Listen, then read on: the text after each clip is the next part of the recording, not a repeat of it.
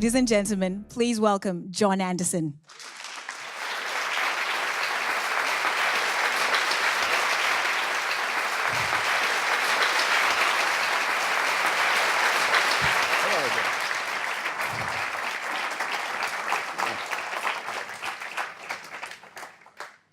Well, Jordan and Dave, thank you so much for giving us your time. JohnAnderson.net is basically dedicated to something that is very, very dear to me as someone who is very worried about our country and where we're going. And it's that you cannot get good public policy without a good public debate. And it seems now we don't have debates anymore. We just have abusive, emotional mudslinging. So that's the sort of the background theme. But then we come to this incredible opportunity today to engage with these two gentlemen. And I wanted to get the ball rolling by talking about a number of issues. Firstly, personal responsibility. Then I'd like to move on to freedom. What is it? Because it's not license. It's not what so many people think it is today, and how do we make it work? I then want to talk about courage, because we're going to need a lot of it going forward. And you're going to hear a lot, or see demonstrated some real courage, I think, here in what we're going to talk about and what you're going to hear, what you're going to witness. Then a bit about social media and how we make it all work.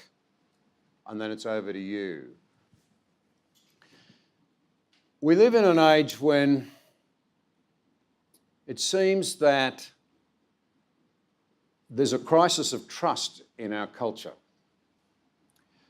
It seems that we are very uncertain of our institutions and the people who make them up and what their motivations might be.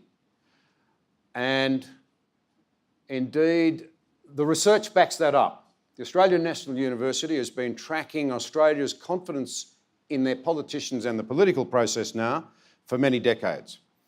We are in uncharted waters. Record numbers of Australians no longer have confidence in the system. Record numbers of Australians now distrust the political process and the players in it. Just more recently, we've had the latest of a series of royal commissions of inquiry into various institutions, this time banking and the financial services. And we learnt that we couldn't trust bankers. Now, there are many trustworthy bankers, in case there are any here, but plainly, people were deeply concerned by what emerged. And you stop and think about this. When people are in relationships of trust, harmony and progress can be made. When it breaks down, harmony and progress are impaired and people flee for safety. If you don't feel safe with someone else, you'll look for the rule book and you'll look for policing and you'll look for protection. So it's a good thing we've had the Royal Commission of Inquiry so we know what's been going on. It's a good thing we've got the 78 recommendations, new laws everywhere, new surveillance, new policing. But it's a tragedy that it was necessary in the first place, that people have not been doing what they should have been doing without coercion. So now we've got a great big battle as to how to resolve these things. You see, the law-based approach. But Jordan, you've said something quite different. In the midst of all of this, what you have said is that the redemption of the world is not political, it happens at the level of the individual. That's not what we hear in the media every night there's a new scandal. It's we need more rules, we need more policing, we need more surveillance, we need a different party in power. You're not saying that. You're saying it comes back to the individual. Well, the first question is, do you want that? I mean, do you want a state with more regulatory power? Do you want a state with more surveillance? I mean, first of all, why would you think that that would be trustworthy when all the evidence suggests in the past that as a state expands its surveillance power, it actually becomes less trustworthy rather than more? And why would you might think, well, I certainly want someone looking into your affairs, but I don't want anybody looking into mine.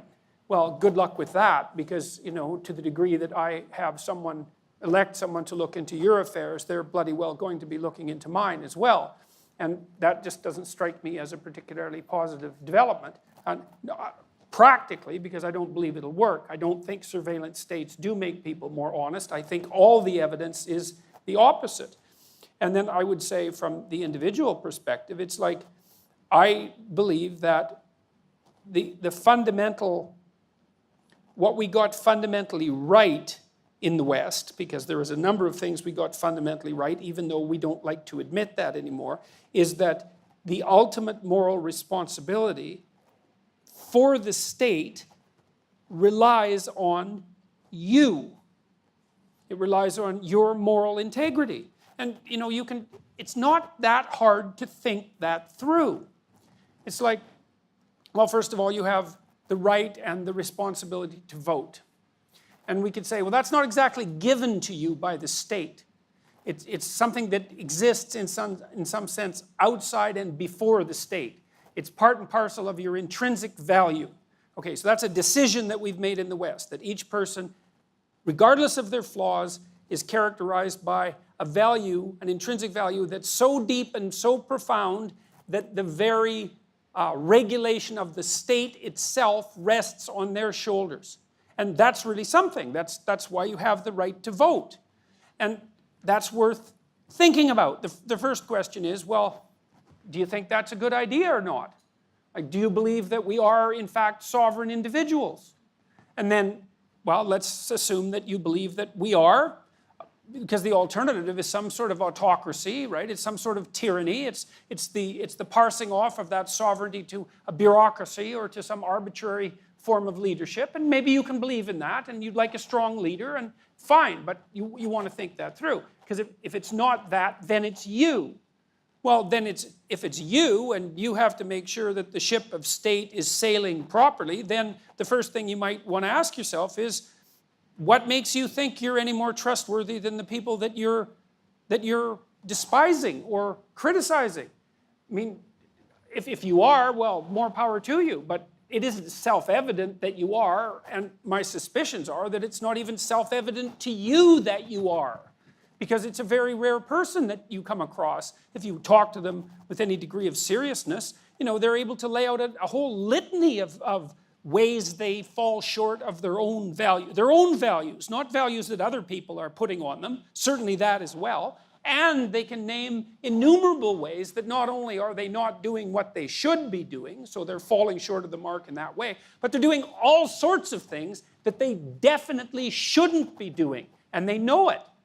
It's like, well, we're going to put that right or not? And my sense is, you know, I wrote a rule in my book, put your house in perfect order before you complain about the world, before you criticize the world. Well, what's the idea? It's like, well, you're the sovereign, man. If the ship of state is listing and sinking, that's you. That's your problem. It's your fault. You're not doing it right. You're not educated enough. You're not awake enough. You're not articulate enough. You don't know enough about history. You're not taking on enough responsibility. You're looking for other people to blame because it's convenient. And that's kind of understandable because it's the dispersal of responsibility. Who wants all that responsibility? But there's a huge price to be paid for it. The first price that you pay for it is, well, there goes the adventure of your life. It's like you could get yourself together and be the bedrock of the state, right? That'd be hard. That'd call on everything that you have. That would be your adventure. You're going to pass that off to someone else? And then what do? You've got nothing left in your life but triviality. And you can't live. I don't believe that people can live ethically, trivially. That's why I think the pursuit of the idea that life is for happiness is wrong.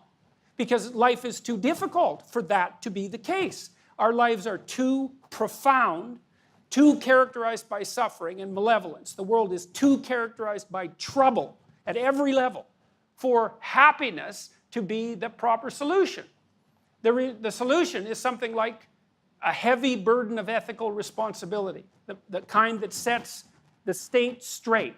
And then in that you find the purpose of your life.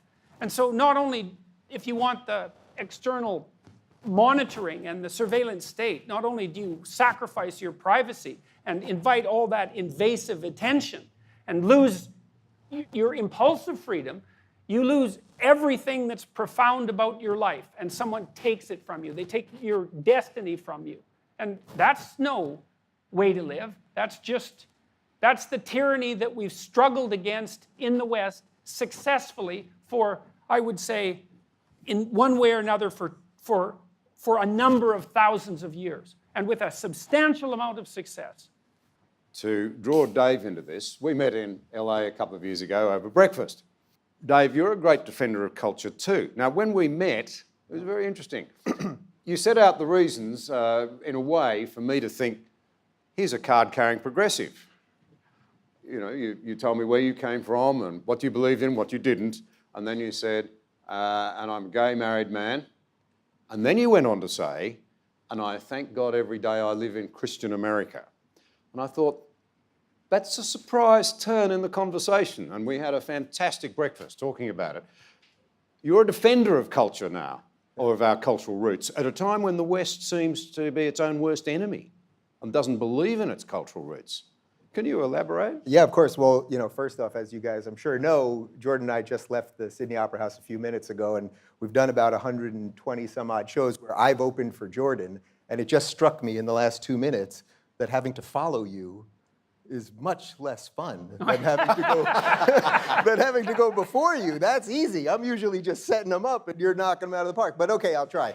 Well, just quickly on what Jordan said about the individual, because it links exactly to that. People ask me all the time in the Q&As and in our meet and greets, what is going on? Why is it that people are following this psychologist talking about lobsters all over the country? And actually, that question is what I believe is the answer. There has been a complete obliteration for young people to understand what being an individual it is, what being a person that owns your own mind, that decides to get out there and live the life they're supposed to live, that doesn't want to take from somebody and give to somebody else or just take for themselves. And that has really been lost. And what's been amazing to me, as we've done now 20 some odd countries, is that the same things that you guys are thinking about in Sydney are the exact same things that people are thinking about in Toronto and Los Angeles and Stockholm and all over the country. And that's absolutely fascinating. So to your question, because I am an individual, that is what led me here. That's, I think, what led you to want to have breakfast with me in Los Angeles. That the differences, the immutable characteristics that we either have in common or separate us, whether it's sexuality or gender or skin color, are completely irrelevant.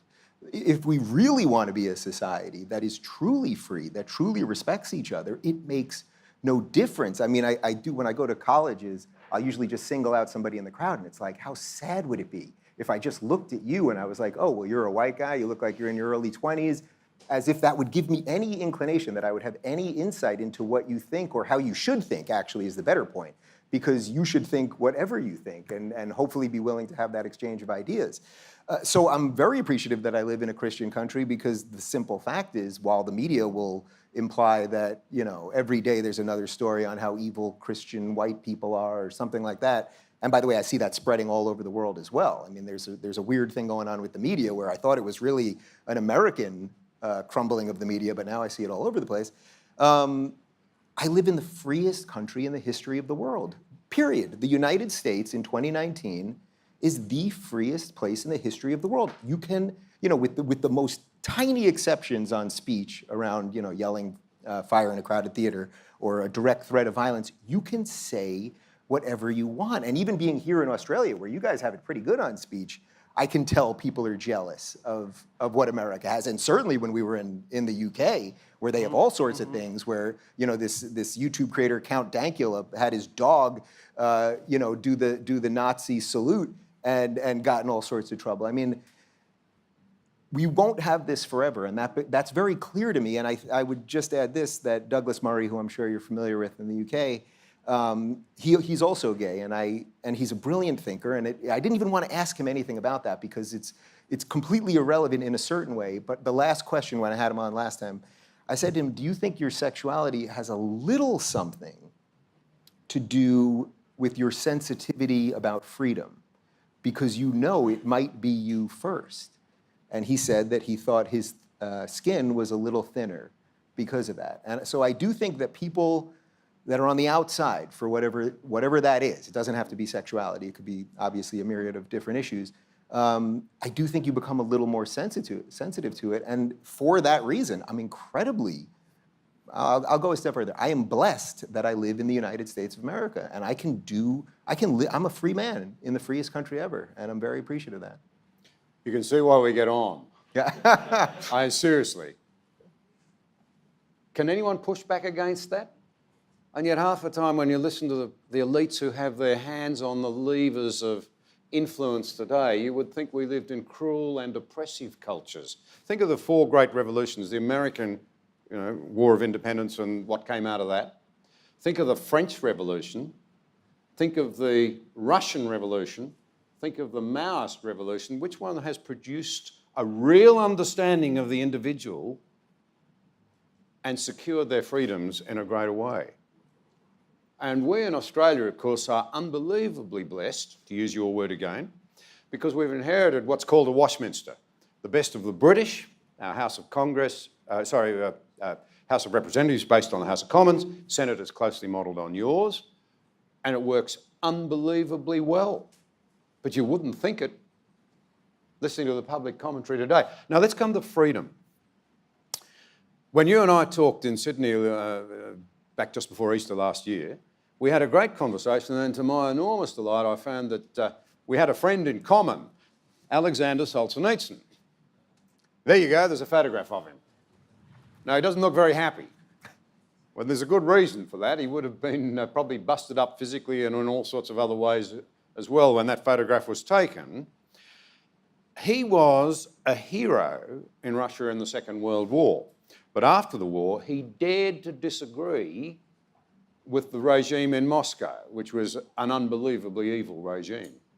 And for the price for disagreeing was that he ended up in the Gulag, in a prison. This is a remarkable book. He wrote about his experiences. This wasn't the only one. It was smuggled out to the West. There's no doubt that his writings shortened the life of that evil regime. But the bit that stayed with me, and which you referred to and have many times, you wrote a great essay on it over Christmas, I recommend it to you. It was published in the Times and then in the Australian, or you can Google it, was that this bloke recorded that one day he was lying in his cell, I'd imagine freezing cold, probably ill, incredibly unhappy in his circumstances. He hears the thumping of a guard down the rows, belting another prisoner up, the screams of the prisoner, and then he writes of that. It dawned on me as I listened to it that the dividing line between good and evil actually doesn't lie between captor and captive. Can you imagine a prisoner in those circumstances saying, the bloke doing the beating is captive too. He's not free. Rather, he said, the dividing line between good and evil lies somewhere across every human heart. It's not between man and woman. Tell that to some of the people in today's movements. It's not between Catholic and Baptist or man and woman. The dividing line between good and evil lies somewhere across every human heart. That was very profound for me in public life. And I was telling these friends on the way out that, for example, a point that came to me to be quite real. I was a young federal member of the parliament. I was in the outback town of Walgett, and a very, very angry young Aboriginal man came up to me. He swore his head off at me. He said, you so-and-sos, you stole this from us, you ruined us, an absolute litany of my crimes, and now you're going to pay us back. And I remember thinking, stop, remember that this guy has the stamp of nobility on him too. It's just I can't see it at the moment, and I've got no right to do him over. He's like me, he's a mixture of good and bad. But let's tease this out. This incredible writer who eventually was freed, found his way to America. The Americans and the West refused to listen to his warnings. He was there like a kind of prophet saying, look out, you're losing your freedoms. What did he mean How do you find freedom when it's not physical? You can't move, you're in fear of your life, but in some other way he found freedom. What's it mean? Can we unpack that? Because I think it's important. Well, one of the things that Solzhenitsyn did, and this is something I think worth thinking about. I mean, I've thought about it for decades because it's such a remarkable story. I think he tells it in the second volume of the Gulag Archipelago, because it's a 3-volume book, the full book.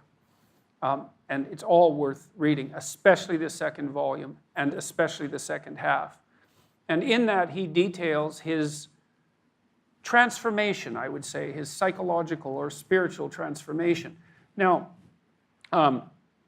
he was on the Russian front, which was not a pleasant place to be, because Stalin had signed a pact with Hitler, and Hitler broke it, and the Russians were completely unprepared. And so to be on the Russian front at the beginning of World War II was a very bad place to be.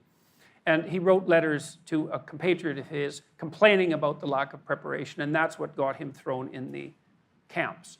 Now, it's interesting to note that Stalin threw all of the Soviet prisoners of war into camps. So if you were a Soviet soldier and you had gone to the West and fought and you were captured and put in, say, a German prisoner of war camp and treated terribly because Stalin didn't sign the agreement, it was from Switzerland, Geneva Accords on the treatment of prisoners of war, and the Russians were treated so badly that the Allies used to feed them.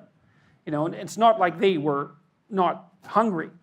And so you would end up in a POW camp there, and then when you were done with that, when you went home to Russia, for your hero's welcome, you were thrown into the Gulag. Because Stalin believed that the mere fact that you'd been exposed to the West now made you a class enemy. So that was the sort of place the Soviet Union was. Now, Solzhenitsyn spent a lot of time in the Gulag, and he observed that there were people there who he admired. Now, the camps were mostly run by the prisoners. So, because most prisoners, many prisoners, became trustees and then would move up the administrative ladder. And that's pretty interesting in a really dark way, right? Because it's like a hell that's run by the devils. And they could escape at any moment if they just realized that they were the ones running it, but they didn't. And so, so that made the situation even more brutal than it might have been, because he noticed too that prisoners who became guards were often more brutal than the civilian guards. Maybe to justify to themselves what they had done, who knows. Anyways, Solzhenitsyn at one point noticed that there were people in the camps whose comportment he truly admired, who seemed incorruptible, who wouldn't deceive or lie or take the easy way out, regardless of what it was that they were being threatened with. And they wouldn't sign the confessions that everybody had to sign, guilty or not guilty. They refused to play along. And some of them certainly died for that, but many people died in the gulags, so that was hardly an anomaly. But he said that many of the people who ran the camps were terrified by these people. And that also that many of them were religious believers, which was quite interesting. And so what he learned was that even under terrible circumstances, there were ways of being more or less noble. And I suppose it would be under terrible circumstances where that sort of thing would be put to the test. And it really made him think about his own role in his own demise. You know, like he had Hitler to blame, right? Because, well, there was the Second World War, and he had Stalin to blame. And I mean, if you need people to blame for your misery, those are credible people to blame, you know, especially both of them at the same time. And yet he started to consider, you know, what did I do in my own life that increased the probability that I ended up here? You know, as a citizen, for example, who was responsible for the way that the country operated. Because, you know, like in East Germany, 1/3 of the people in East Germany were informers. And everybody in the Soviet system lied about everything to everyone all the time, which is, of course, what you would do if 1 in 3 people were informers, because that would be like 2 people in your family. And so the whole system was set up and maintained because everyone lied. You think, well, if I stop lying, I'm done for. It's like, yeah, fair enough, man, but if you keep lying, and so does everyone else, you're also done for, and so is everyone else. So that doesn't seem to be much of an option. And Solzhenitsyn noted that there were people, even under these extreme circumstances, that would tell the truth. And he decided that he would go over his life with a fine-tooth comb. He had nothing but time to think about every time he had acted in some manner in his life that transgressed against his own conscience, right? That where he did something he knew to be wrong, and then to see if he could figure out how to set it right then. Now, obviously, he couldn't necessarily apologize to the people against who he had transgressed, right? Sometimes you have to pay for something you did in a currency other than that which you took. And his determination was to chronicle his experiences in as truthful a manner as possible, which was basically impossible. It wasn't like he had paper and pencil and time to write and privacy. Had his notebooks ever been discovered, well, he would have been in serious trouble and they would have been destroyed. In fact, when he got out, he had 2 copies of the full manuscript, each out to a different typist. Secretly, the KGB got a hold of one, destroyed it, and the typist committed suicide. So he basically memorized the book, and it's 2,400 pages long of 8-point type. Like it's one remarkable work. It's one long scream of truthful outrage, and that came out of his decision to set himself right. And then it was, as John said, it was smuggled into the West, where it had a walloping impact. It completely demolished, at least for a long while, the moral credibility of communism. Completely. From like 1972 on, if you knew about the existence of the Gulag Archipelago, you didn't get to say anything good about communism. And that lasted for a long time. It even convinced French intellectuals that there was something wrong with communism. And there's no doubt that it was one of the historical events that caused the Soviet Union to collapse. And that was a good thing. And it collapsed relatively peacefully, all things considered. No thermonuclear war. Yugoslavia was no picnic. And, but for the demise of one of the most evil empires that ever existed, it was pretty damn smooth. And certainly the world's been in way better shape, especially Africa, since the Soviet Union has disappeared. Because the African economies are booming like mad now, and it's partly because they aren't doing things that are insanely foolish under the guidance of communist direction. And so Solzhenitsyn decided, under these conditions of absolute powerlessness and privation, right, to put himself together and to say what he had to say. And that was enough to knock over the Soviet Union. It wasn't all that knocked it over, but it wasn't nothing. It sold 35 million copies. It's arguably the most influential nonfiction book of the 20th century. And it's unbelievably powerful. You think, well, what power do you have if you're willing to tell the truth? It's not easy to tell the truth.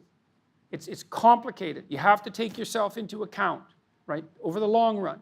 You have to take your family into account. You have to take your society into account.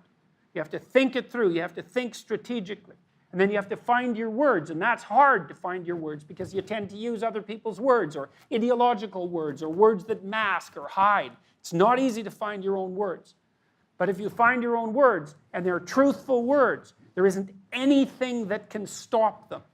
You think, well, do you believe that? Well, let's go back to the sovereign idea. Are you sovereign citizens or not? Well, if you are, well, why is that? Well, it's because you have a certain faculty, a certain power. Well, what do you have? You have the power of your convictions and your truth and your ability to communicate. And that's what's supposed to set the state straight. Okay, so you have that. It's like, well, then maybe it's truth that you're pursuing and seeking if you have any sense. And what's truth? Well, truth is the best reflection you can manage of reality. Imperfect, because you're imperfect, but it's the best you've got. It's like, what's going to be better for you than to have reality on your side? And what's going to stand in your way if you have reality on your side? Lies? I don't think so.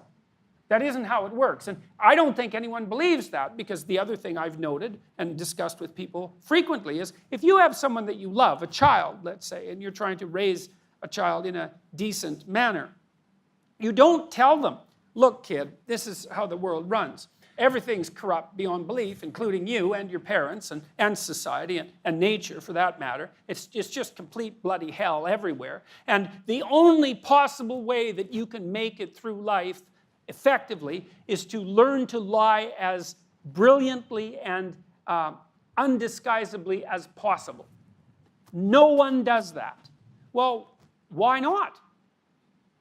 If you believed in falsehood, if you believed that that was the way forward, then that would be the right thing to teach. But you don't. You teach your children to tell the truth, even if it's painful. And the reason for that is that you actually believe in the power of the truth. I'll finish that with one thing. There's a very interesting scene in Revelations. There's a very strange document appended to the end of the primary book in the Western canon, right? And it's a hallucinogenic nightmare, Revelation. And in it, Christ comes back to earth. And he's not the merciful savior of the Gospels. He's the judge. And there's a reason for that, a psychological reason. And the reason is that if you have an ideal, and whatever Christ is, metaphysically or psychologically, he's an ideal. If you have an ideal is a judge, because the ideal judges you, right? Okay, so he comes back as a judge. He has a sword in his mouth, and he judges the saved and the damned. And it's not pretty. But here's something interesting. It's so fascinating. He saves his worst contempt and uses contemptuous language. He says, I will spit you out of my mouth. It really means I will vomit you out of my mouth. Not if you were a bad person. Not if you were a good person. Not if you were a bad person. But if you sat on the bloody fence. Right? If you were neither warm nor cold, you wanted to play it both ways. Well, I'll lie when it's in my favor, and I'll tell the truth when it's expedient for me. It's like you're in the category of the damned.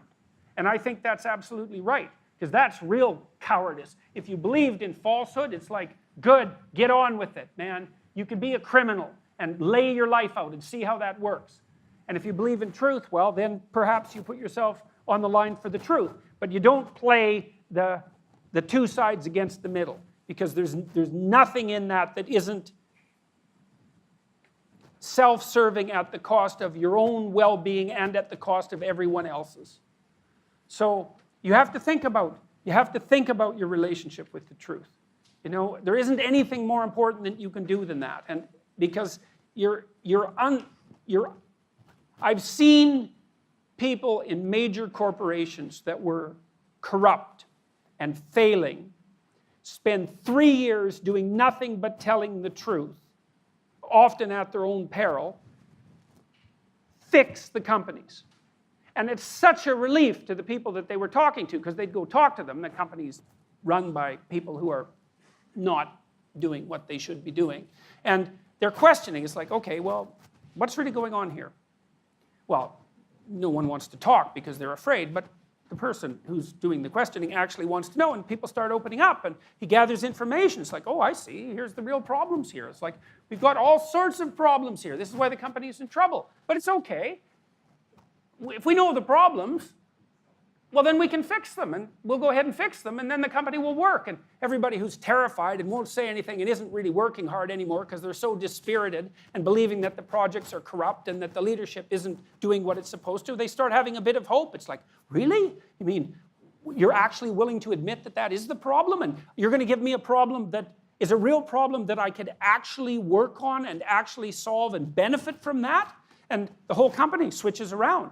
And that works. It's not naive to believe that. And I'll say one more thing about trust that's very much worth knowing. So this is what you learn if you're a clinician. Most people who trust are naive. And naive is not a virtue. It's a fault. It's partly a fault because if you're naive and you run into someone who's malevolent, including you, they might do you incalculable damage so that you will never recover. So that's not a good thing. You don't want to be naive. If you're not naive, that means you've been burned once or twice or 3 or 4 times. And, you know, once you've been burned in that manner, well, then it's hard to trust because you think, well, why would I trust you or me, for that matter, knowing full well that I can be betrayed? And so then you're cynical. And you think, that's an improvement over being naive. You know, you're more mature, cynical than you are naive, even if it's premature. And it's often premature in young people. It's like, okay, so how do you get out of that conundrum? Well, this is a crucial thing to know. You trust people because you're courageous. That's why. It's the same reason that you're grateful. It's a mark of courage. It's a mark of commitment. It's like, you and I, we're going to make an agreement, and you're full of snakes, and so am I. And there's lots of ways this can go sideways.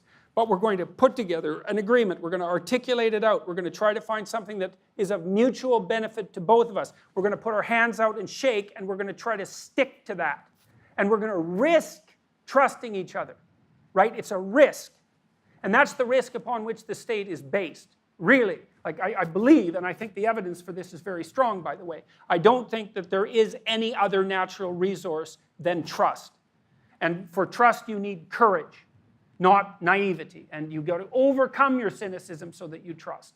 And then you ask yourself, too, if you don't trust your institutions, it's like, hey, they're your institutions. Mm-hmm. Why don't you go out and do something about them? You think, well, I can't. It's like, that's not true. That is absolutely not true. There's nothing vaguely accurate about that in a society like this. Almost all of our democratic institutions are crying out for people to participate. They can't find enough people to do it. And if you participate and you do it diligently and you have your say and you're careful and trustworthy and you speak your mind, you can have way more effect than you think. So if you're cynical about the institutions, it's like, look in the mirror.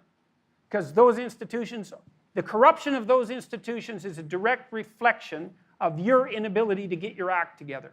And that's what it means to be a sovereign part of the Western community. So it's not someone else. So this issue of trust. Now, I would have thought that after what he'd been through, and you've outlined it,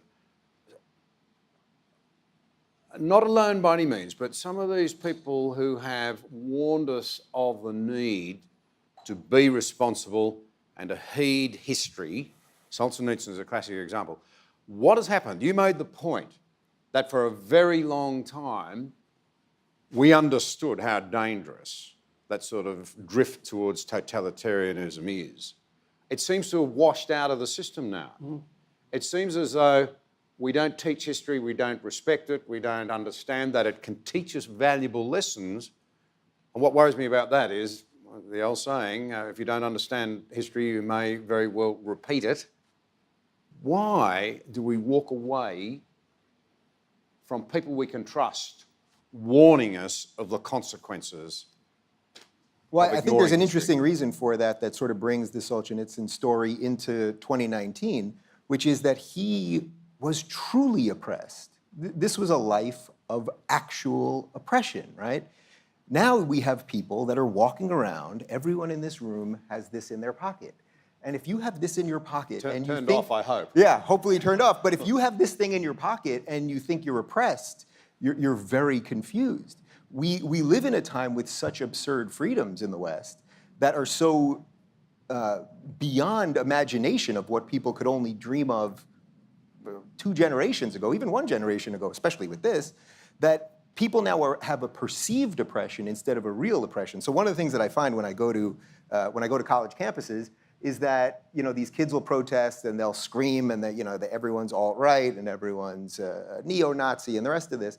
And I always find, all right, well, how do you break through to somebody like that? How do you actually, when they have, you've talked about this, when they have that look in their eye, truly a possessed look, and they're, it's this postmodern monster has become sort of a secular religion. And I think that's also one of the reasons why what Jordan's doing is resonating, because they've removed religion from the equation and now they have no meaning and they put it all into this really competing set of ideas, what we call the oppression Olympics, where they're constantly competing for oppression because they believe that victimhood is virtue, and victimhood, of course, is not virtue. What's virtuous is getting your life in order and going out and doing something. So I'm always looking for a little trick to get through to these kids, and it's really hard because when they have that sort of glossed over zombie look, it's tough. And I found one trick that actually kind of works if you can get it to them in the most simple, personal way. And this particularly works in the United States, and I have no doubt that it would work here in Australia as well.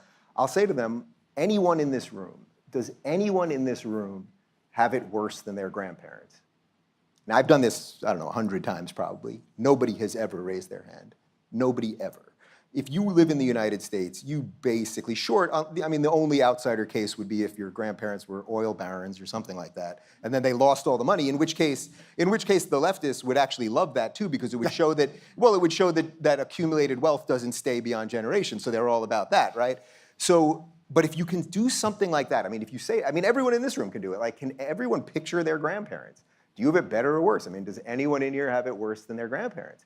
And that shows you that it's a perceived oppression, not a real oppression, that the thing that they're fighting, this patriarchal, postmodern, capitalistic thing that they're fighting, I mean, they can't define it, so it's hard to define it for them, that it actually has bent toward justice always, always. And if you can plant that seed in them, I think it's a little bit of something. But it's very hard to break them out of that. But I think the key here is understanding that it's a perceived oppression. If you live in a free society in the West in 2019, you're not oppressed. You maybe don't have it as well as your neighbor does, and maybe you came from more and they came from less, or maybe you're sick and they're not, or a series of other things. But you've got a chance. And that's all you're supposed to have in life. And I think getting that through to them, as opposed to, oh, the system is horrible, and I have to now destroy the system, as if they could magically reconstitute a system that really would just be, in effect, throwing away thousands of years of human history, that they're so wise. They're so wise at 24 years old as they're shouting down speakers that they could build up what nobody before them could. And that's the danger there. So I think getting them to think about their own lives, where they come from, I think is a pretty effective way of getting through to people. Well, we could also say, like, look, there's a claim that the West is an oppressive patriarchy. And so that's actually true. The problem with the claim is that it's not just an oppressive patriarchy. And there's a big difference between something being completely something and something being partly something. Because one of the things you might point out is that you can look at human history anywhere, and what you see is a complete bloody nightmare, right? It's death and struggle and privation and war and horror everywhere, with some progress, you know, some ability of us to pull ourselves out of the mire, you know, and the West is the same. There's plenty of catastrophe in our past, and of all sorts, and I think it's necessary to know that. But then it's necessary to separate the wheat from the chaff. You know, one of the things I see with readers who are unsophisticated and intellectually arrogant is they'll read someone great. Maybe they'll read Nietzsche, for example, and they'll find the odd thing that Nietzsche said that grates against their current moral sensibilities, whether they do that in context or out. And then they'll throw away the whole book. It's like, you don't throw away the whole book. It was Nietzsche. You don't throw away the book. He's like 1 in a billion. You read it carefully and you think, well, okay, no to that. But yes to this, and you do the same thing with Dostoevsky, and you do the same thing with Tolstoy. You do the same thing with the great writers of the past that have been passed down to us. You read intelligently. You separate the wheat from the chaff, right? And you gain wisdom that way. Well, you do the same when you look at your own history. It's like, well, of course it's a bloody nightmare. What do you expect? It's like, what's your point? We're going to burn it down and then we're going to have something better as a consequence? Well, not so easily, not so quickly. Maybe we read our history carefully and we think, okay, well, what did we get right? Well, what did we get right? Well, the sovereignty of the individual, that's pretty good. The fact that you have right to property, that's pretty good. You can argue about the limits on that, but you know, you don't want someone just taking your purse. You know, it's helpful that there are things that you can earn and own. You know, the dignity of the individual, that's another one. The innocence before the law, God, that's a miracle that we ever came up with that idea. I can't believe that idea exists, because in most cultures it's like, well, you might be guilty, okay, you're dead. Because, well, that's easier, you might be guilty, you know, why go through all the trouble? There's plenty of people where you came from. It's like the trouble of presuming your innocence. It's innocent. It's even hard for you to do that for yourself. And the idea that each person has an intrinsic worth regardless of their, well, externalities, let's say. That's another idea that's a complete miracle. It's like, well, what are we going to do? We're going to throw all that away with the statement that we live in an oppressive patriarchy. And then we're going to be left with nothing.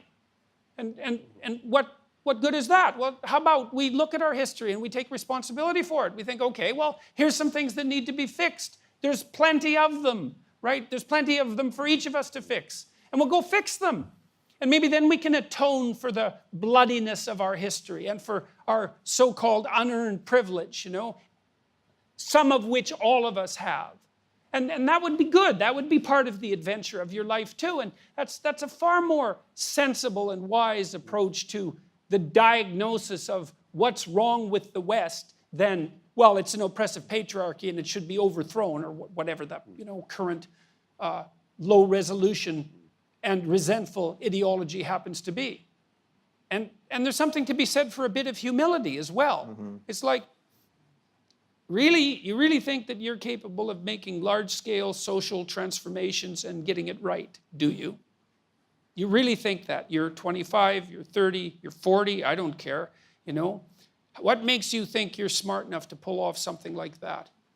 It's very, very difficult, very, very, very difficult to take a system that works not too badly and to do anything to it that doesn't make it worse, much less to radically reconstitute it and make it better. That's really hard. So, if you're upset about your culture, well, maybe you could think of some small ways that are local that you could go out and improve it. Well, I think you should start with yourself, because, well, then you're only harming yourself and you're not a bad person to practice on. And then you could extend that to your family. Well, at least you suffer for the consequences of your own experiments that way, rather than having someone else do it. And then maybe you can work on bringing a little more harmony into your family. And maybe you can get a job and see if you're any good at that. And then if you manage those three things halfways respectably, well, then you could dare to put a toehold out into the broader community and think, maybe I have an idea here that we could tentatively attempt that might make some small thing slightly better that we could measure carefully and assess. And that would be your contribution. And maybe you get real good at that, So by the time you're 50 or 60 and you have a solid life behind you, you're actually capable of generating large-scale improvements carefully. As you were saying that, I was thinking, this is exactly what Alexandria Ocasio-Cortez is. This is a bartender with a 430 credit score, which is pretty terrible. But all she's ever done in her life has been a bartender. Now, that's fine. I've been a bartender at times. But her only accomplishment is becoming a congresswoman with, I think, around 15,000 votes by saying the exact thing that the media wants you to say all the time, right? The idea that she could write this Green New Deal and that somehow she is the one that can, now, of course, she didn't really write it. We don't know who really wrote it. But the idea that she could present this as if she has the ideas that could rejigger the entire United States economy and how we deal with energy and transportation and everything, and we're not going to have planes, and we're going to pay people unwilling to work, although then she deleted that part and put that, It's like, it's the lack of humility there that's actually staggering, that she thinks no one before her might have tried to move some of these things on the margins a little bit. But the crazy part... Or that moving things on the margins isn't enough. Well, they don't believe it's enough, but the really crazy part of this is that pretty much, I think the 5 or 6 Democratic candidates that we have now have all basically signed on board this thing. Yeah. This thing, which is I think you could probably argue that it's unconstitutional on the grounds of it's just taking more for the government. But it defies everything we know from history about how economics really works. Well, she's admitted you can't pay for it. Complete denial of history. Yeah. She says we'll tax the billionaires, and then she also tells you that the billionaires are the blight on society. So it's like, well, which one is it? Because you need the billionaires to pay for it, even though it won't pay for it. And if you don't want billionaires, well, now we can't pay for it. So what are we doing? Give me one. Australia's longest-serving Prime Minister was a man called Bob Menzies. And he was a man of incredibly powerful intellect and very, very deep learning. And he wrote, fascinatingly, that democracy is not a machine, it's a spirit. in which the peculiar Christian conception that no matter what your station in life is, each of us has a spark of the divine and every soul is of equal value before heaven. Why do I mention that? Partly because I think it's a very relevant point personally, but it's because in the mocking and the ridiculing of that respect for our faith out of the door, we've knocked out one of the pillars of democracy.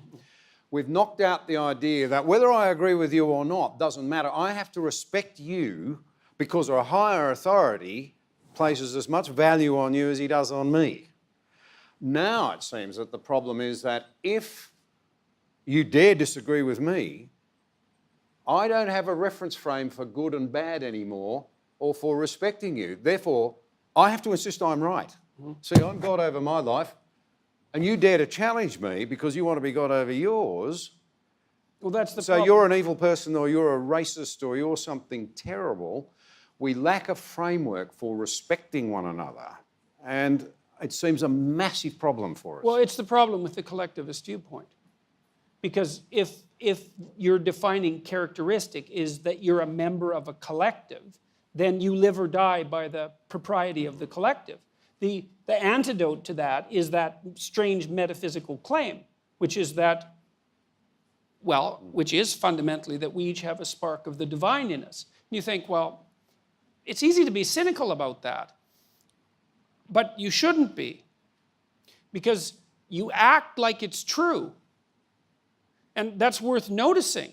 It's like if you have friends or family members and you don't treat them like they have profound intrinsic value, then they're not happy with you, right? You can't have a loving relationship without that. You can't have a relationship of reciprocity without that. You can't have a relationship of respect without that. None of it.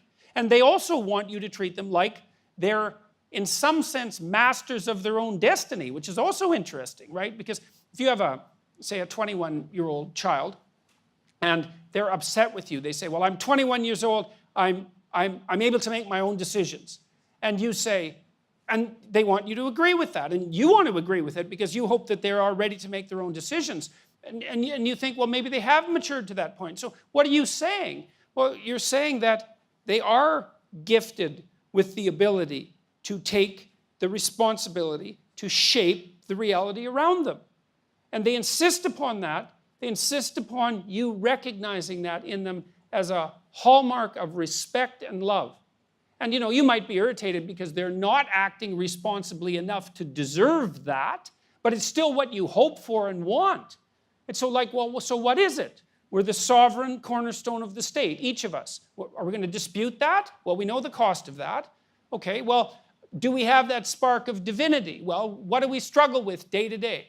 We struggle with the potential that's in front of us and transforming that into the reality that could be.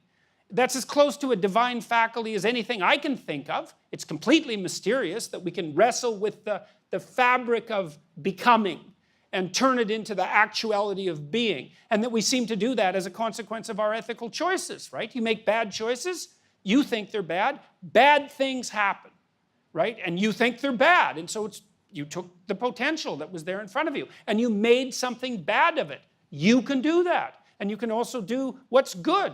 And we know that of each other, and that's part of the reason that we're granted, let's say, the right and the responsibility of being the cornerstone of the state. And so that the idea that there is that divinity in us, I think that's associated with our consciousness, whatever that is. Because consciousness is a mystery.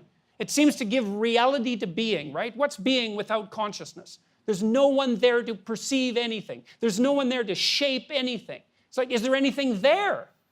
Well, our consciousness itself seems to be what participates in the reality of being and the transformation of potential into actuality, for better or for worse. So there's an ethical domain to it too. It's like there's no reason for us to be questioning this fundamental assumption unless we think we have a better theory. And what is that? Well, it's your race. It's your power structure. It's like, that's what you want? You want to be judged by collective standards? It doesn't matter what you did. It's in this foreword I wrote for the Solzhenitsyn book.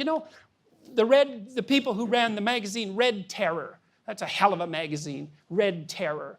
They said, well, look, if you're getting rid of the bourgeoisie, don't just be stopping with the people who own businesses. You want to get rid of their children too, because they're infected with the same damn evil spirit. And just to be on the safe side, how about you take out the grandchildren too? 6-year-old, 10-year-old, doesn't matter. Everyone goes. And what happened in the Soviet Union, everyone judged on their collective identity, right? That's how you're going to be judged. I'll find something about your collective identity that's not so positive, right? Some manner in which, regardless of how oppressed you are, you're also an oppressor. For you it might be you're male. Well, that would do it, For you it might be that you're middle class. I can find some dimension of your multiple collective identities on which you're an oppressor. And that's good enough to do you in if you take the collectivist route. And the alternative to that is no. We have that spark of divinity.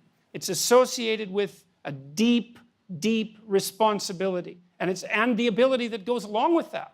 And we play that out all the time. We play it out every time we play fair games with one another. We have decent, honest relationships with one another. We have business arrangements that are honest and work, and we can cooperate for long periods of time. We take care of our children properly. We take care of our old people properly. It's all predicated on the same thing. You have intrinsic value. And even if you do something terrible, let's say, and I still have the conviction that you have value, then it's incumbent on me to say, well, you did something terrible, but you aren't necessarily something terrible. And it might be possible for you to shed that and to atone and to rejoin those who are good.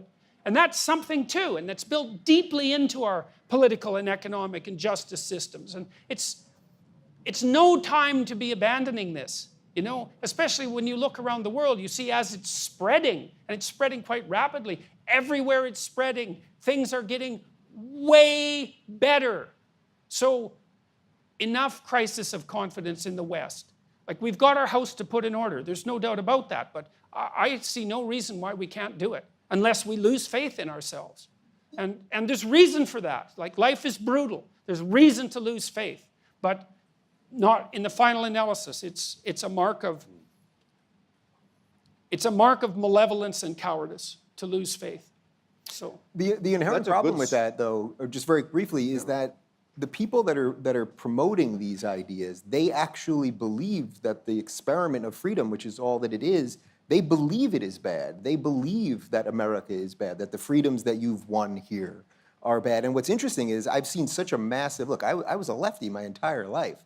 You were? And yeah, and What I should be judged accordingly. But I mean, look, what I see now is, look, I could sit up here and give you my lefty cred, right? So I'm gay, married, I'm begrudgingly pro-choice, although I'm really struggling with that one lately because the left has now, especially in America, gone so bananas on the abortion issue. It really has gone bananas. Completely crazy. I mean, they're quite literally talking about post-birth abortions. I mean, it's really nuts. I'm against the death penalty. I'm for reforming the prison systems. I'm for strong public education. I mean, I give you a litany of lefty ideas, right? But I can't get invited anywhere by the left or a Democratic group or anywhere by any of these people. But you know who invites me? The conservatives. And I go up there and I tell them all the reasons I disagree with them. And the libertarians, I mean, I like the libertarians. They're mostly stoned, but like, you know, I'm also pro-pot. But why is it that almost everyone right now, I would say if you're a conservative, if you're a libertarian, if you're a classical liberal or sort of a disaffected lefty, if you're an independent, and a couple other things, if you're any of those, there's a great group of people right now that are willing to agree to disagree and get to exactly what your question was, which is how do you sit down with people without impugning them? The only people we're talking about at the moment that have any institutional power, because every time you talk about this, someone says, well, but there's 4 white nationalists here and that, and it's like they have no power, no one cares about them. The media promotes them to make it seem like they're massive, and they're not. No one, even the right does a pretty decent job of saying that these people are no good. So all we're really fighting is this hysteric, what was that study in The Atlantic, where it's only something like 8%? Yeah, and only and 8%. About 30% of them think it's gone too far. So something like 8% of people believe really in this postmodern progressive view of the world, and a lot of them are shaky within that belief. So it seems like a big monster because the media is always pushing it on us because they're loud. But I'm extremely enthused that we've gone all over the world and met good people who are I think need to be a little braver perhaps, but are here and are willing to I want to fight. come to that bravery in a moment. What you've just said reminds me of two remarkable men in history, G.K. Chesterton and George Bernard Shaw. They disagreed on just about everything you could think of, but they loved each other's company. Now, isn't that incredible? They couldn't wait to be together to have another good argument and a good feed together. That's what we need. The genius of Western harmony surely is lain in our ability to respect one another even over our deepest differences. And one day, Chesterton was huge. He was 6'4" and very, very heavy. George Bernard Shaw was in great shape, like you two fellas. And G.K. Chesterton looked at George Bernard Shaw, slim as a rake, and he said, "By gee, George, you look as though there must be a famine in England." And George Bernard Shaw shot back as quickly as you could imagine, this great big gargantuan man, "And you look like you're the cause of it." But you just mentioned courage, and I want to get to some of the terrific questions that people have put up. Before I do, that courage is something you've both displayed in spadefuls, and it's incredibly important. We live in a culture now where I think there's a lot of fear. When I was last with you, we were at Chatswood, and there's 1,000 people in that auditorium. A lot of them are young men. And I looked around and I thought, these are terrific young Australians. They're pretty concerned about whether their masculinity might be toxic. And they're pretty fearful about speaking out because, you know, we had, once upon a time, we used to burn people at the stake, didn't we? And then we went for the guillotine, then we went for the hangman's noose. Now we kill people in social media. And we do. People get kneecapped every day and worse. I think we owe you a great debt, both of you actually, because you've dared to break the ceiling. And Dave, you actually asked Jordan about this in Norway. This is the beauty of modern, even I've caught up a bit, you know.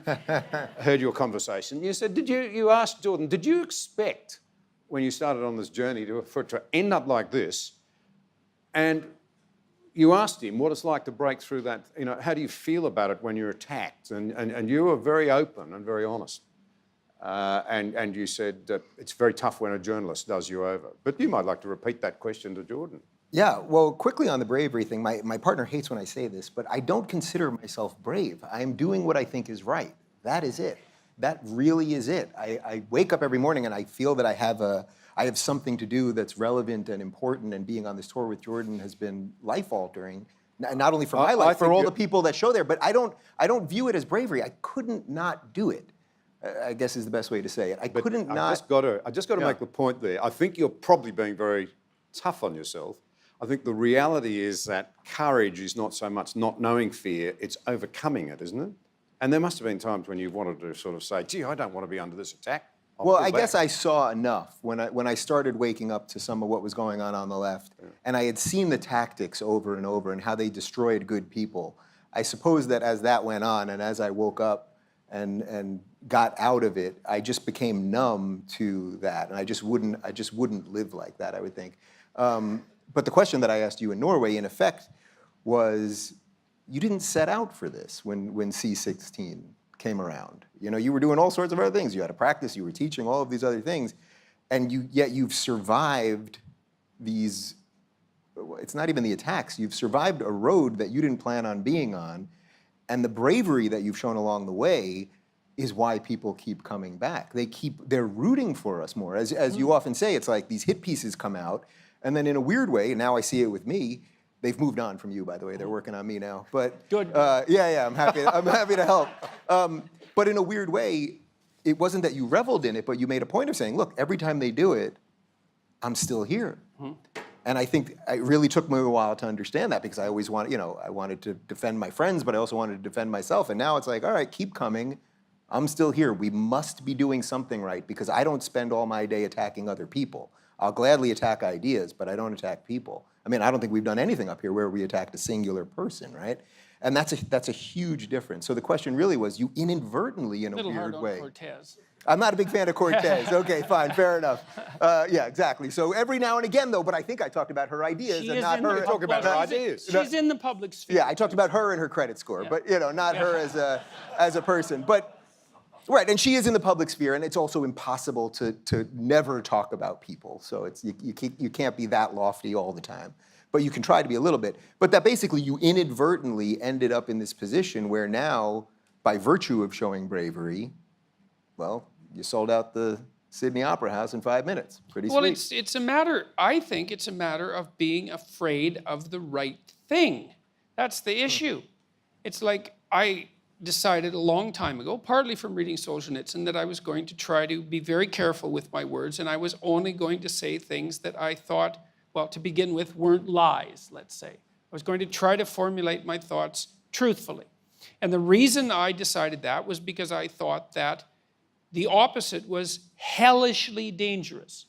And I really believe that. I truly believe that. And so if I say things and I think they're true and they get me in trouble, then I think, well, that's not as much trouble as I would have got into if I would have said something that wasn't true. Like, it might be more trouble right now. Who knows, right? Because, and you don't know how these things are going to turn out. And I had this interview, most of you know about it, with Kathy Newman from Channel 4, right? And that was a pretty strange experience. So what you're saying is it was a great interview. Yeah, exactly. And, she was pretty professional when we went to the studio, like someone like that is professional, kind of hard surface and glossy and media presentable, the TV turns you into that. And she was perfectly polite in a professional way until the camera went on, and then she went after me. And then the whole interview went the way it went, and I thought, I had like 20 interviews that day, and so I walked away from that, and I thought, oh God, they're going to take 7 minutes of that and broadcast it and make me look like a complete monster, and that'll be the end of that. And that is exactly what they did, except they also posted the entire thing on YouTube, not knowing at all that it was a train wreck. They had no idea. It wasn't like they thought, oh, well, this is a train wreck, we better put it on YouTube. It wasn't that at all. They thought it was a perfectly fine interview. So then it went on YouTube. And so my mood changed a lot. It was, first of all, well, this interview went catastrophically, and then it was, well, they're only going to use 7 minutes of it, and that's going to be a drag, but I'll probably get over it. And then they put it online, and then there was just an incredible reaction. And then 5-10 newspapers came out to play the victim card for poor Kathy, which was now all the online trolls were after her. And I thought, that really struck me. I thought, she's one of the most powerful people in the UK. One of the 1,000 most powerful, let's say, or the 500 most powerful. She's no bloody victim. And she's paid plenty well for what she does. And Jordan, by the way, don't forget that night that this all happened, she did a video in her car reading the comments by the trolls, because at that moment she didn't realize she should play the victim card yet. Yes, that's right. She was still laughing. reveling in it. Yeah, that's right. And it wasn't until she realized it that Yeah. And so then her employees said, well, we had to call in the police to investigate, which is an unbelievably crooked thing to say. It's like anybody can call in the damn police to investigate anything. It's like, well, what constitutes a credible threat? Well, there are ways of assessing credible threats. They have to be direct and detailed. That's how you assess suicidality, for example. If you tell me that you have a plan, you know when you're going to do it, you know where, you have a gun, you've thought it through, it's like, that's a credible threat. Sometimes I wish I wasn't here, that's not a credible threat. And you see the same sort of thing online. Well, then 10 newspapers played the victim card that poor Kathy was being trolled by, well, at that point, by like 1 million trolls. Who knew there were that many trolls? But apparently they were. And then I thought, well, God, the whole thing's going to go sideways again, because I'm going to come out of this as the villain who called forth, the alt-right armada to take down poor, innocent Kathy Newman. And so it looked like it was going to shift that way for about 4 days. And then, well, that didn't work. There was a couple of other interviews that started to push back that narrative, and then it switched back to my side. But look, I'm making a point with this, is when I do an interview, like this interview, I follow this rule in my book. Rule, which is it? Let's say I think 8. it's 8. Oh, I think it is 8. All right. No, We've been doing this for a while. Sorry, it's 7. Oh, do well. do what is meaningful, not what is expedient. Okay, so I come to an event like this, and I have an opportunity to say things, and I don't come in here and think, okay, here's a bunch of things I want to convince you of. You know, I don't care if you're convinced. It's not like I don't care about you, you know, in the sense that you care for people and hope the best for them, but I don't care if you're convinced. That's not what I'm here for. What I'm here for is to hear the questions and try to figure out what I think about them, and then to say that, and then to see what happens. Like, who the hell knows what's going to happen? But if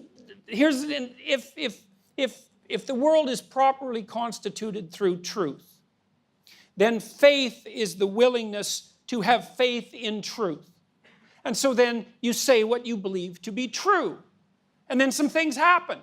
And sometimes they're not so good, which is why people often lie. You know, you tell the truth, you get in trouble for it. Every kid knows that. It's like, well, why'd you lie? Because I thought I'd get in trouble. Well, obviously. It's like, well, that's not a good long-term strategy. It's like, so you say what you believe to be the truth, and then you have the faith that no matter what happens, if you've said what you believe to be truth, whatever happens is the best thing that could have happened. And I believe that. I think that's how the world's constituted. And so it's not bravery, exactly.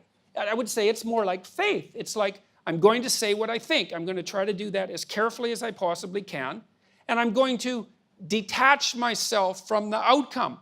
Because sometimes the outcome's terrible. I'm at McMaster University or Queen's, and there's like a bloody mob of zombies pounding on the window. You know, it's a little slice of hell. You think, this doesn't seem to be a very good idea. But, you know, the tide turns 2 or 3 times in the next 3 weeks, and something comes out of it. And so if you're going to have faith in truth, it can't just be, well, did I get what I want in the next second? That's not faith. It's like, no, I'm going to... This is the other thing, too, that you got to understand, I think, is that without truth, you don't have the adventure of your life. You see, because if you tell the truth, that means you're revealing your being. That's what you're doing when you're telling the truth. And when you reveal your being, then you're living in the world. You're there, you're present, right? That's being there, let's say. That's you. That's your destiny. That's your journey. That's your adventure. That's what's going to justify your life. The adventure. It's not going to be easy. But if you hide from your truth, well, then you hide from yourself. And then you're not even there. And then who the hell are you? What are you? The puppet. You're the puppet of some coward. You're the puppet of some dictator or some second-rate philosopher, some idiotic idea or a bully you were afraid of in grade 6. God only knows. But it's not you living your life. And then you lose your life. And you lose your soul too.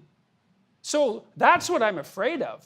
And so, you know, journalists, well, they try to take me down. It's like, yeah, well, that's annoying, and it usually takes me 3 days to recover. But compared to not having my life and not saying what I have to say, that's nothing. It's nothing. It's minor inconvenience. And then generally, if you can just withstand it, you know, 2 weeks, you get mobbed. You guys might all need to know this. You're going to get mobbed on social media. Okay, so what do? Unless you did something wrong. Don't apologize. That's the first thing, because then no one can come to your defense. So don't apologize. Maybe you even double down carefully, not vengefully, right? Carefully. You say, no, that's what I meant. And if you don't like it, too bad. And you get mobbed. Then you apologize, a different mob comes after you. That's not helpful, and no one can defend you. if you can hold out for 2 weeks, you'll win. Now, it's a pretty brutal 2 weeks because, you know, if you're a reasonable person and 100 angry neighbors show up at your door with pitchforks, you might be thinking there's something wrong with you, you know, like you think that unless you're psychopathic. And you think, well, maybe I made a mistake. And it's easy to waver and to back down. And maybe you're also afraid. But, you know, if you scoured your conscience and you're careful and you said what you had to say, then leave it lie. And they'll throw, the people who are playing this game will throw everything they can at you for 2 weeks. And if it doesn't stick, you're done. And then the next time they try it, it doesn't work as well as it did the first time. And by the 50th time they try it, like as far as I can tell, carefully, the people who have enmity for me are out of ammunition. They're done. I read hit pieces now and I think, oh, you just copied the hit piece from 2 months ago. It's like, I'm perfectly habituated to that. They're out of ammunition. And maybe, you know, like someone creative could still come up with some more ammunition. Maybe that'll happen at the Q&A. But it's not bravery, man. It's faith in the redeeming power of truth, and that's different. I think that's incredibly interesting and encouraging. Let's come to a couple of questions. Yep. I'll just preface them by saying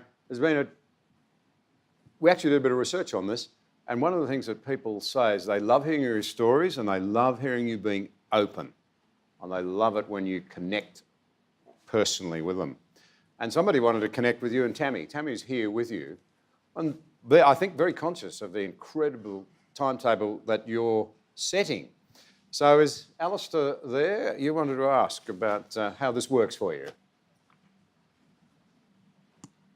It's so great having the opportunity for both of you in person.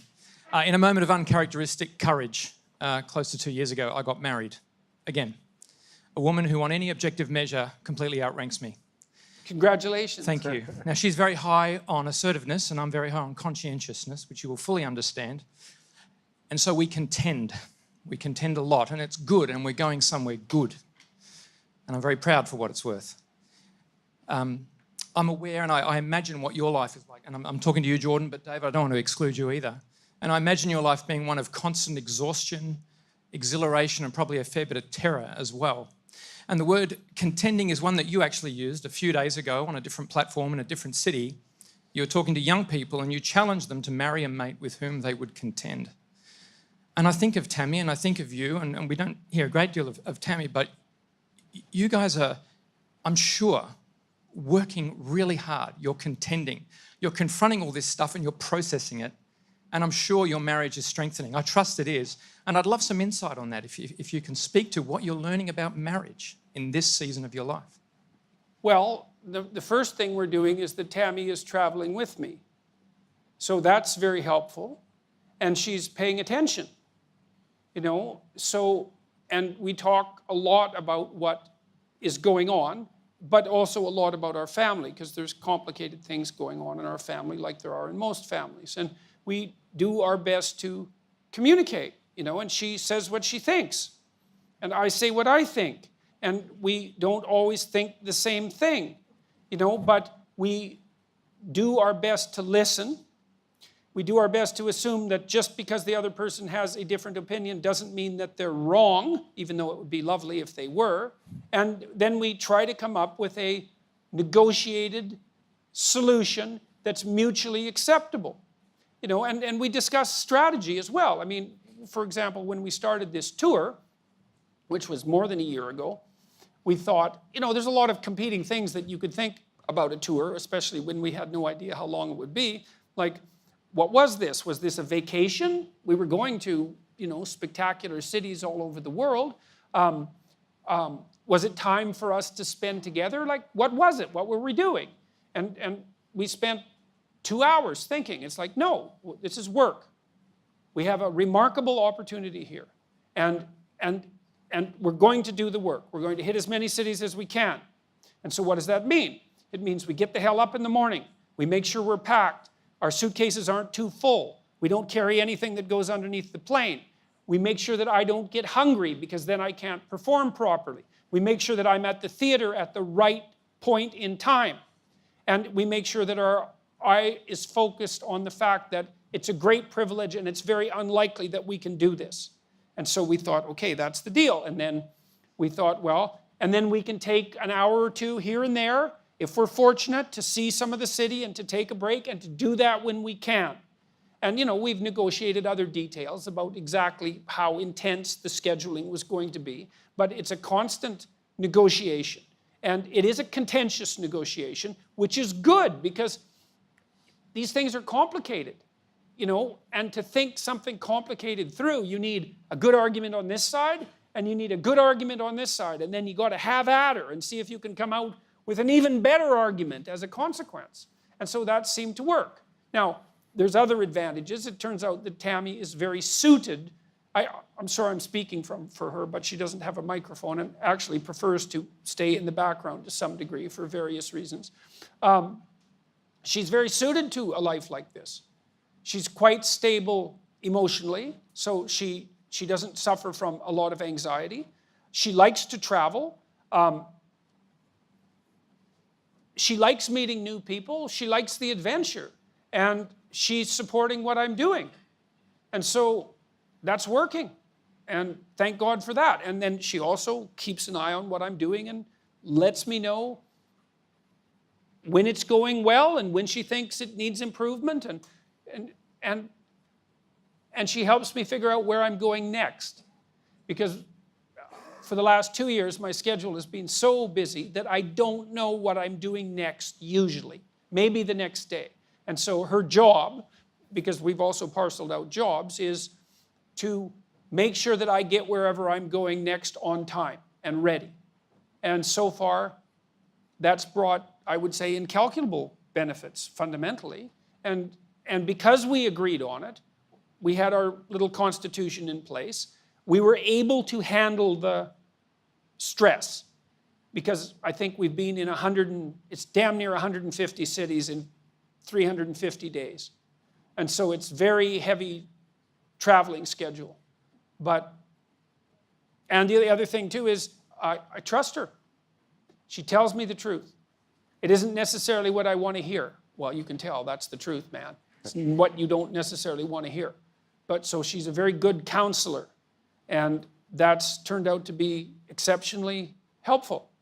So, yeah. And I'm like their son who refuses to leave. So Yeah. I like it, Ma. It's really nice. It's all right. I think we ought to give Tammy a round of applause.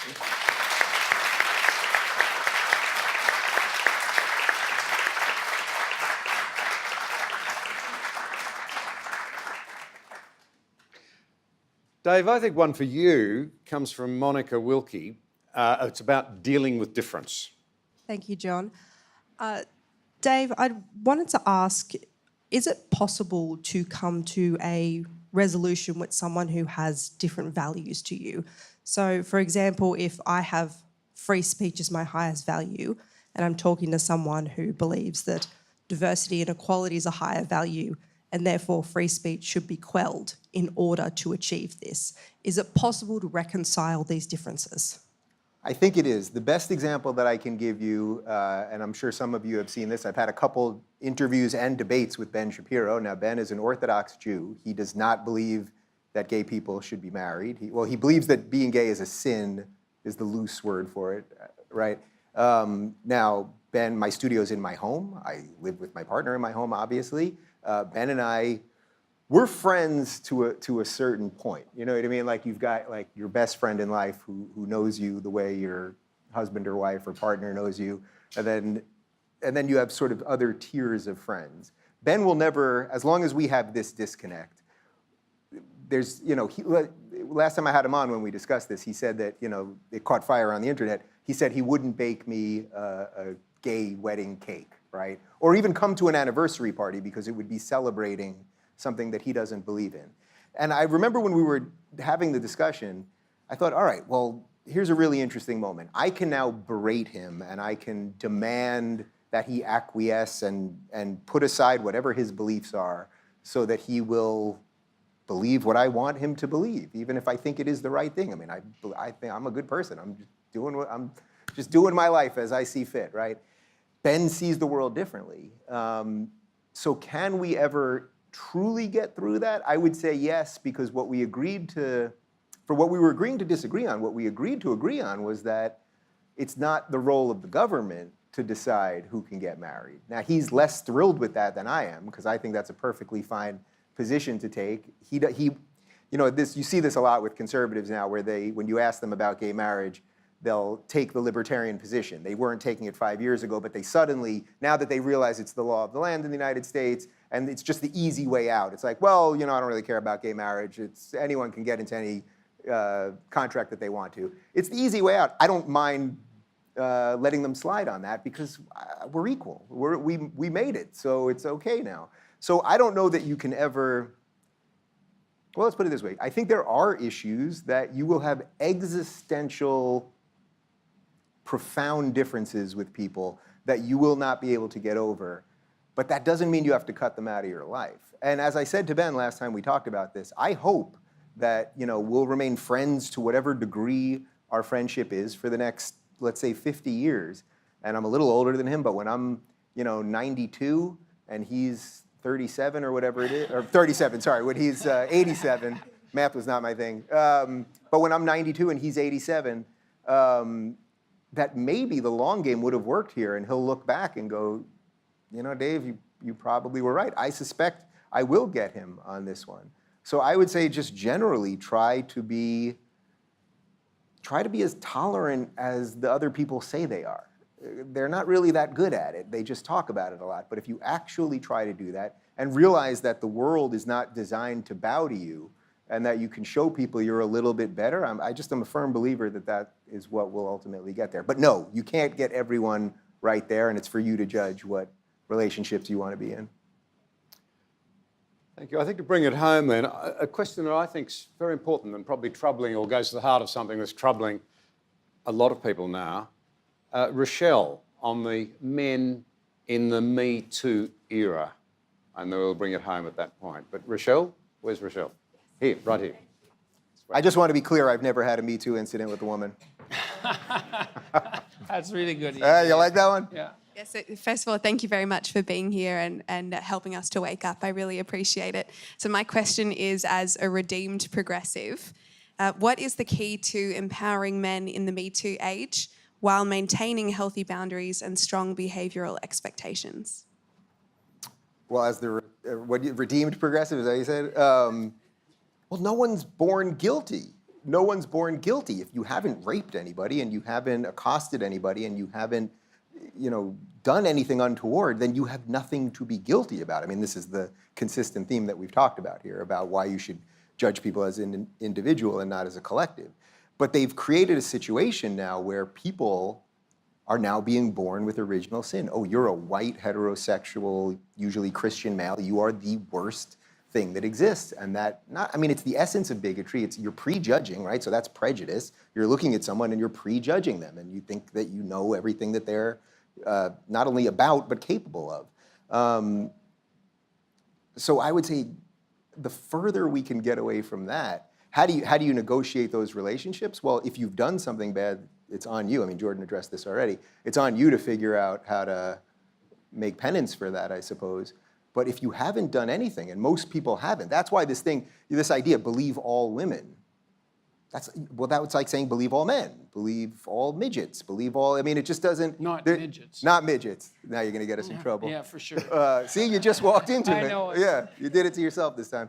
But I mean, I think really. they're called little people. Little people, believe all little people. But really, I mean, if you could just take the reverse. So they say, believe all women. Well, now just do the other way, or believe all men. Does that sound right?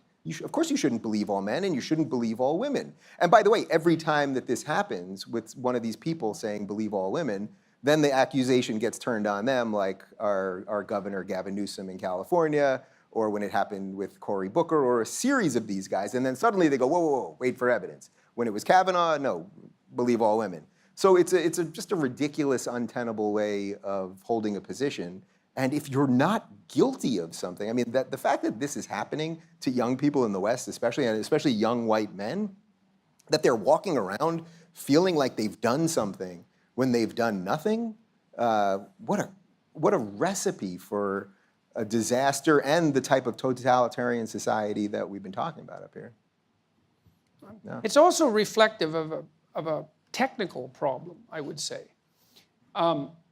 We've had relatively reliable birth control since 1960. Okay, that's not very long.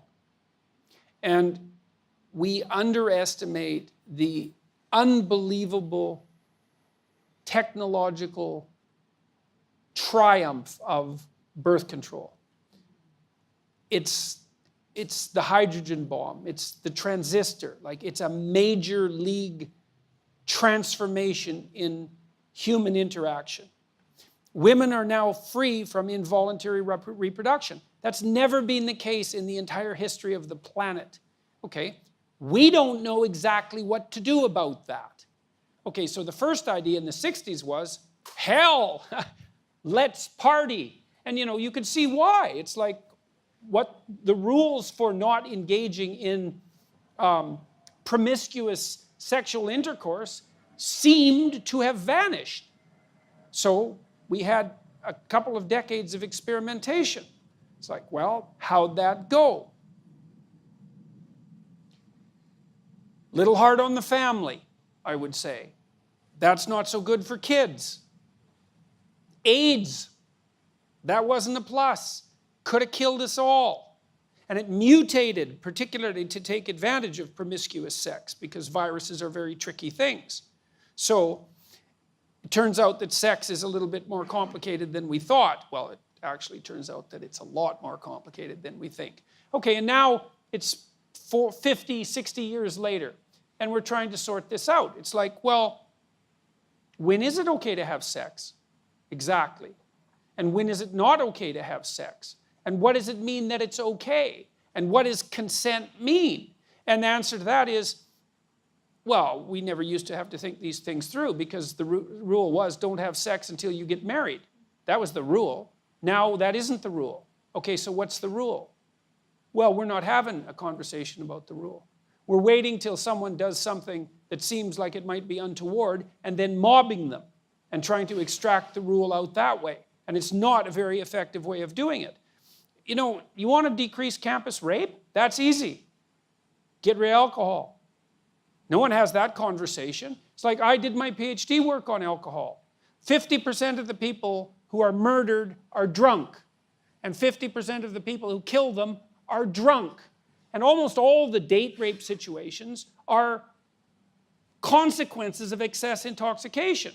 But yet there's a party culture on campuses, and anything goes. And you also have this strange thing, especially on the radical left, which is unbelievably paradoxical, where absolutely every form of sexual expression imaginable is 100% permissible because sex is fine, but it's so dangerous that while you're dancing with someone at a Princeton mixer, you have to ask them 2 or 3 times if it's okay for you to continue. And that's actually the case, by the way. I'm not making that up. It's like, well, both of those things can't be true. Now, what's happening, I think, on the Me Too end of things and the affirmative consent end of things is the old sexual taboos are reasserting themselves. Mm-hmm. The idea that we can extract sex out from emotional intimacy, and especially emotional intimacy, I would say, psychological intimacy, maybe even from long-term relationship, I don't believe it's a tenable idea. I don't think we can do it. And a lot of what we're seeing is the backlash against that. It's like, well, I feel used. Because one of the things that's happening on the really radical end of the anti-sexual abuse movement is the idea that, well, if you have intercourse with someone and then you regret it the next day, that's evidence that it wasn't consensual. Well, it is, in a sense, evidence that it wasn't consensual, because it's evidence that you didn't bloody well think it through, right? It was good for last night, but it's not good for today. It's not very wise. The question is, well, what constitutes consent? And we need to have a very serious conversation about that. Like, under what circumstances is it acceptable to give consent, but we're not mature enough to have that conversation. We want it both ways. We want to be able to do whatever we want, with whoever we want, whenever we want, with no consequences, and we want there never to be any trouble about consent. It's like, well, no, that's not going to happen. I don't think that sex works very well outside of committed relationships.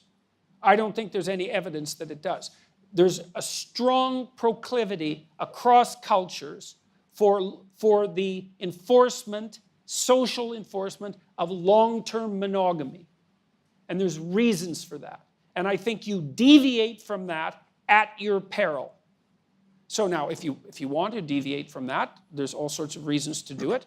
And I can understand why people are interested in adventure and all of that. But, my sense also as a clinician is, you only really get to try out about 5 people in your life. You have to make a decision pretty damn quick.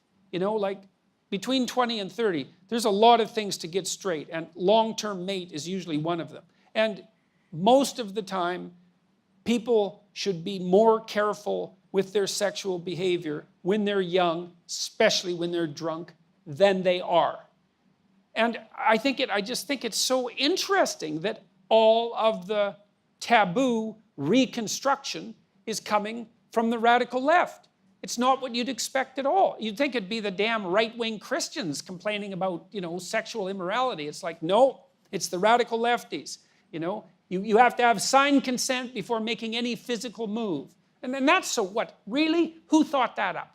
That's the stupidest thing I've ever heard. You know how awkward that would be? You're supposed to be able to do a little bit of nonverbal reading, right?